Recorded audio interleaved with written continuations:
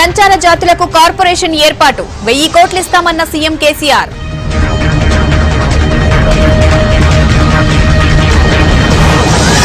పదో తేదీ నుంచి అసెంబ్లీ సెషన్స్, 13న సభలో రాష్ట్ర బడ్జెట్.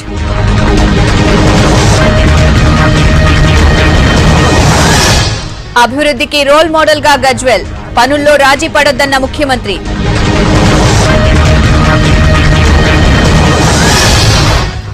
బాబు విభజన బాధపై నేతల ఆగ్రహం, తీరు మారలేదన్న టీఆర్ఎస్, కాంగ్రెస్.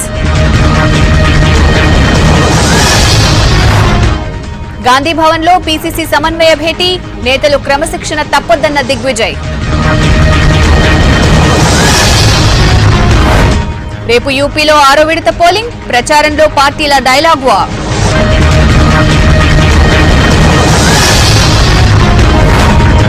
ఢిల్లీ వర్సిటీ వ్యవహారంపై ఆగని రచ్చ, లెఫ్ట్ నేతల తీరుపై వెంకయ్య ఆగ్రహం.